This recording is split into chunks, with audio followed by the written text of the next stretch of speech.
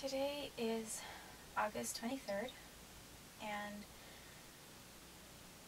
I spoke yesterday about corruption mainly, and give a little background information as to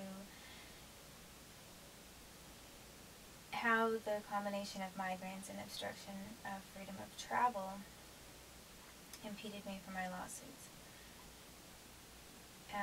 So from there, once my travel was obstructed, I had been commuting between Washington and Oregon because my lawsuits were in Oregon. And without going into a lot of detail about how my travel was obstructed at this time, and still staying on the track about migraines and what was done to facilitate obstruction of justice with them, I will just continue speaking about that, but I was then in the state of Washington because I wasn't able to travel elsewhere safely. And I mean, literally, there was a judge that had, and some officers, I believe also the FBI as well, they had impeded my travel. And when the judge refused to correct what he did, it left me every reasonable doubt to believe that the same thing would happen if I went out of the state again. And I guess I'll go into a short description without getting into a lot of detail. Basically, a suspension of license was put on my license, but it wasn't suspended, and both states, Washington and Oregon, confirmed that it was never suspended.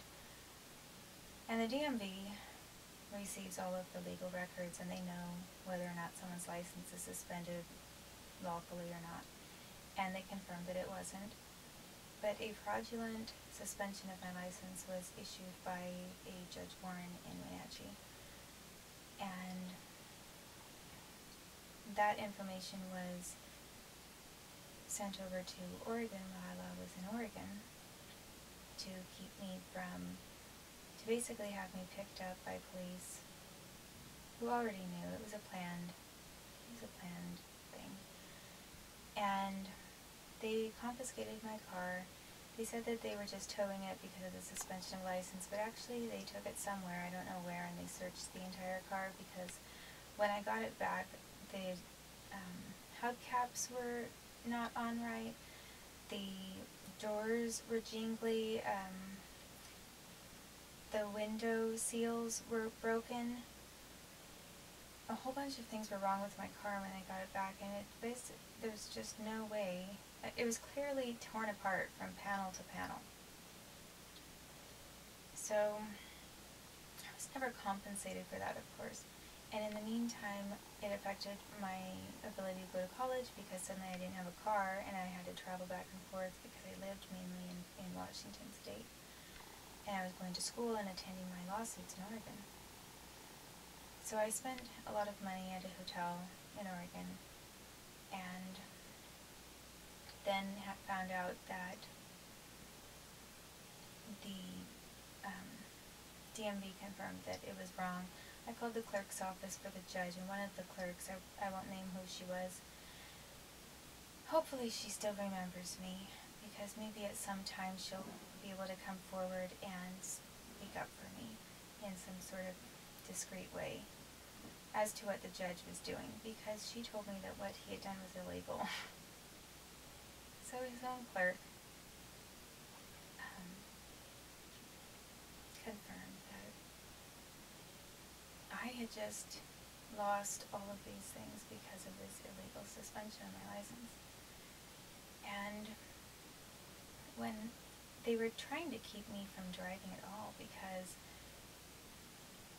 I will actually I think I will address that maybe a little bit later, but it was a very big deal, and so I'll go into more detail on that at another time. So at any rate, when I got back to Wenatchee and the judge wouldn't correct what he had done when he came up to the window at the courthouse, they have like plexiglass windows, and he came right up to me, to my face, and said, "No, I am not correcting this." And when he belligerently refused to correct what he knew was a mistake and was fraud, of course, I knew I was not able to travel outside of the state again, because he would do the same thing. He wasn't even willing to correct his mistake. It was a deliberately malicious act, and I wasn't safe. So from that point on, there began a very long series of incidents of obstruction of travel that have affected my life. But so that's why I was in Washington State and unable to go to college, unable to attend my lawsuits, though I did still try to appeal them. I tried to appeal in the hope that maybe I could get something changed, and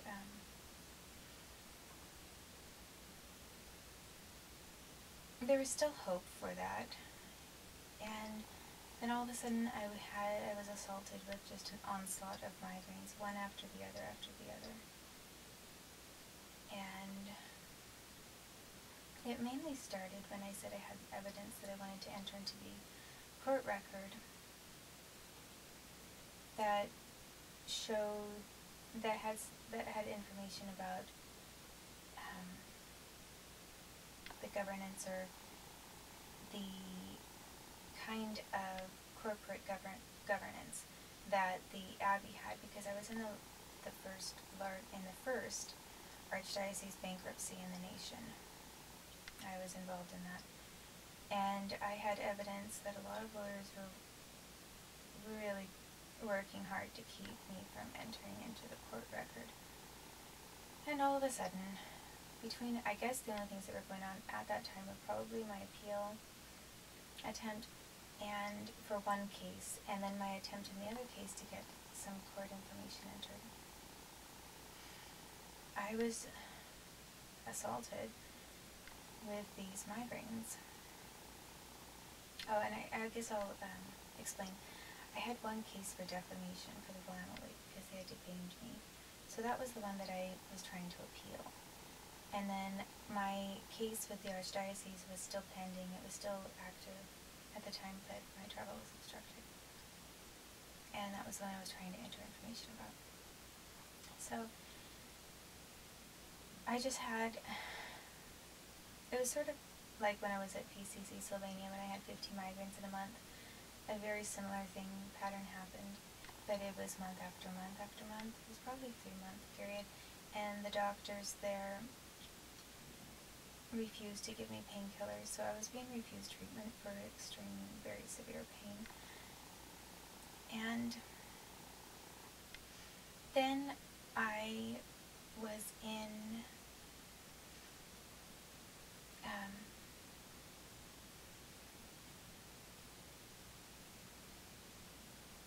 then I had migraines triggered again specifically on court dates.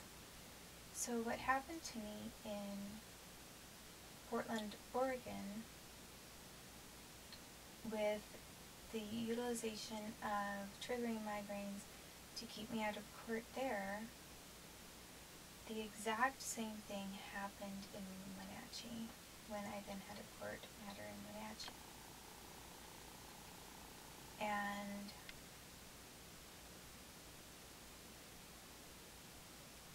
I think that for today, I am going to leave it there. I'd like to go through more information, but I would like to make this a short clip for today and give you at least a little preface of the first obstruction of travel that affected me, and then how that, and then some of the migraines that occurred after that. Well, I guess that maybe I should just go right to the next migraines. Okay. You can see I have no script. And maybe I should have one, but